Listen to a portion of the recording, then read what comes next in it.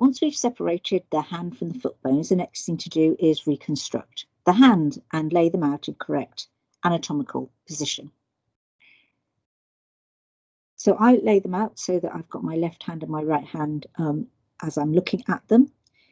In reality, the correct anatomical position for the hands is to lay them out this way round, so that the radius and the ulna, when you articulate the skeleton, are not crossed.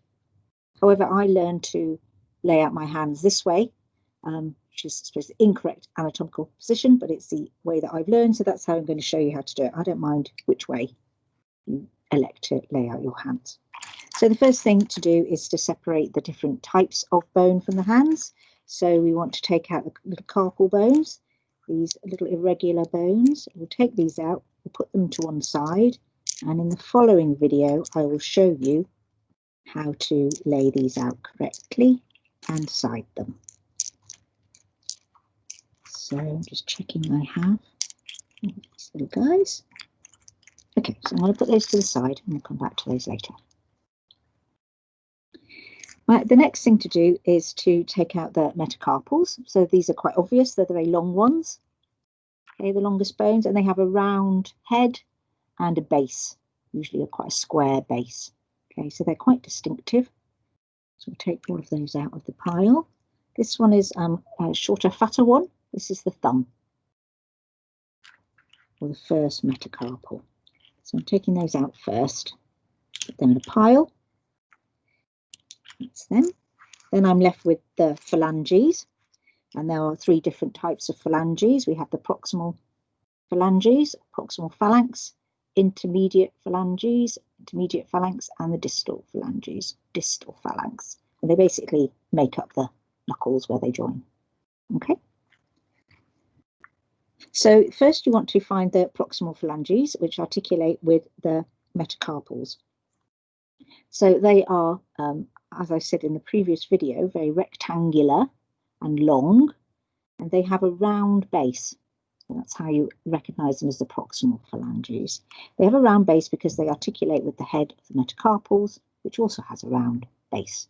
Okay, so I'm looking for all of the bones now with a single round base and a separate pile. So as I go through, just checking the base is single round base. Yes, yes. So they get smaller as you go down the hand, but still you're looking for the round base. I've got those separated now. And then the easiest thing to do then is take out the distal ones, which have the distal phalanges, which have a little arrow-shaped head, very distinctive. So I'll move those out into a pile.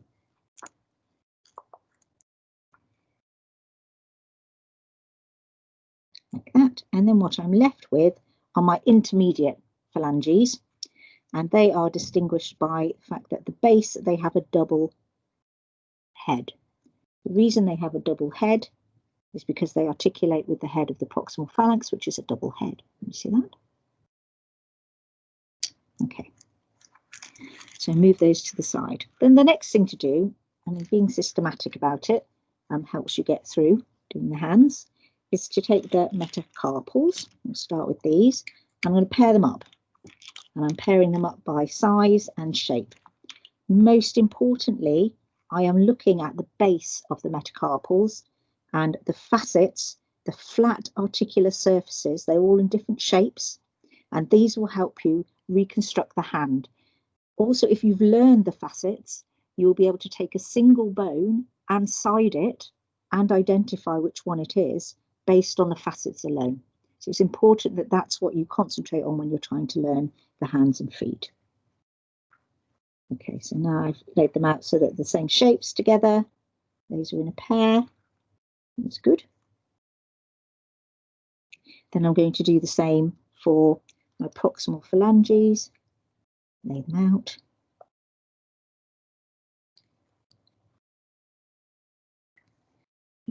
And I'm going to pair them up.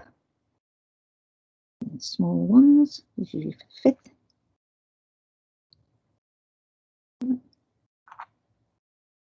Not quite.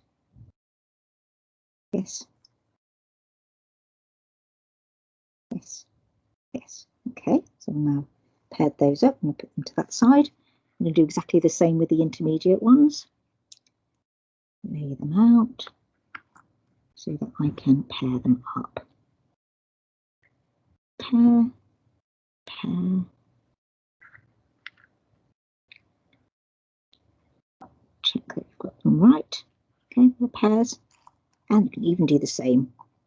If you have them, they're often not excavated. They tend to move around in the grave quite a lot, so they get missed.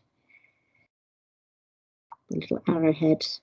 Equally, you know, they are partners, they're paired, so you can pair them up into their different sizes as well.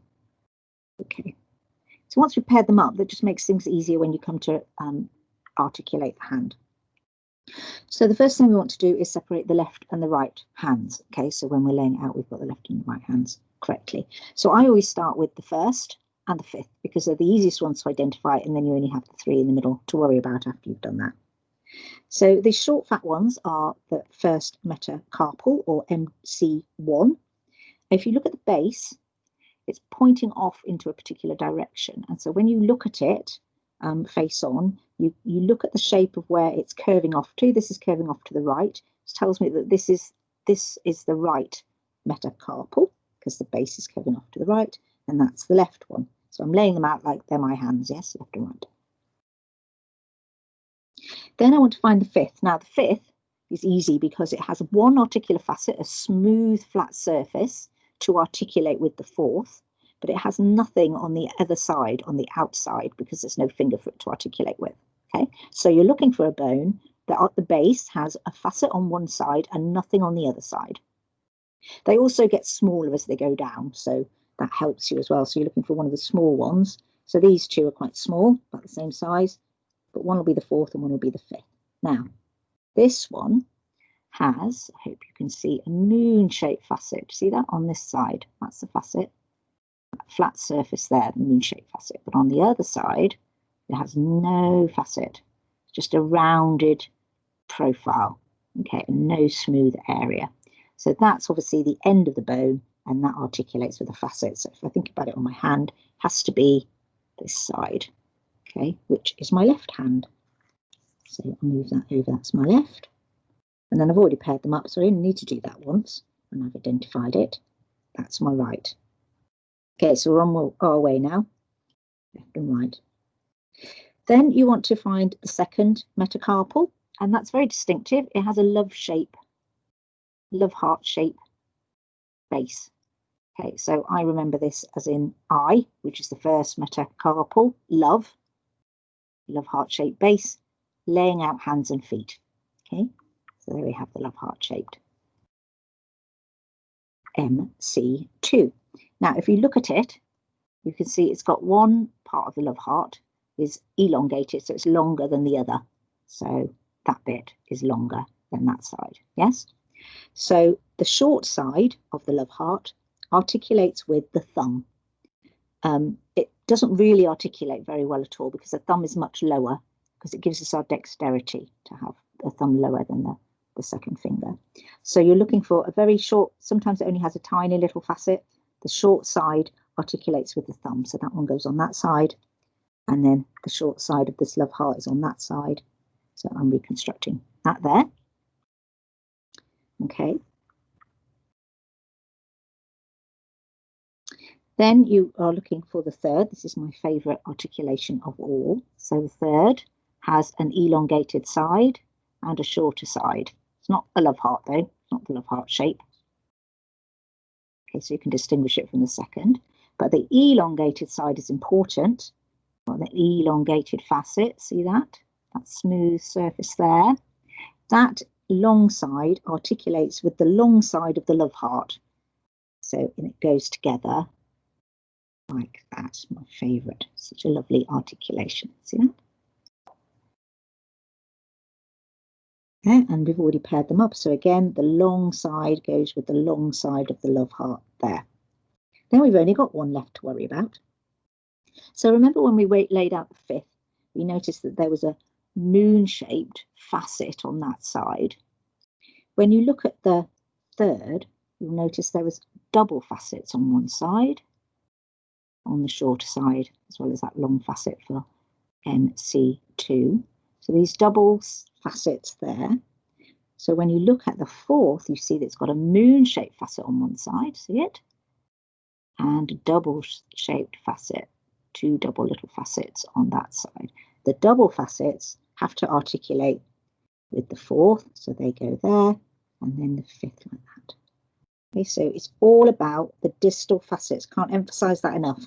That's what you need to memorize and what you need to think about, the distal. Okay, so now we've done the palms of our hands. We want to move on to our proximal phalanges. These are very large and distinctive proximal phalanges, and you can see that the base of them will go off and point off into a different direction. And the direction that the base of the phalanges tend to skew off tells you the side they come from. So they kind of point to the side they're coming from. This one's pointing to the left. So that's my left one. This one's pointed to the right. It's my right one. So these short, fat ones are quite distinctive for the first. Then if you look at your hands, you'll notice that it's your third finger that's the longest compared to the other fingers. And in my hand, at least, my second one is kind of short and fat. So that's how I need to think about my phalanges. So when I look at my different phalanges, I have different sizes and short, fat ones. Okay. So these longest ones belong to the finger that's going to be the longest. So they belong to the third. Again, I'm looking at slightly where they're going off. That one's going off to the right. It's going off to the left. Then I have my fatter ones. Right. There, that. So they belong to the second one. Because at least my fingers, they're short, fat ones. And then we have going down in size, fourth, and then finally the fifth. Okay. Then next, so there's a bit of room. We're going to do the intermediate. Now the thumbs don't have an intermediate, they only have a distal.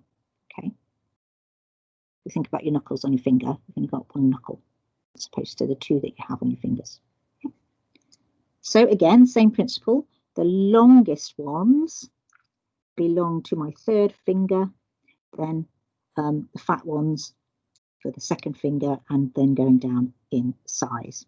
So these are my longest ones. Third finger, and I'm going on that finger. So you see how now the middle finger is longer. And I'm going to go down in size for the fourth, and then the shortest one is the fifth. Exactly the same principle for the terminal phalanges, the distal ones. Here we are, we've got the thumbs, distinctive terminal phalanges for the thumbs, and then again in size. The longest, biggest ones go in the middle.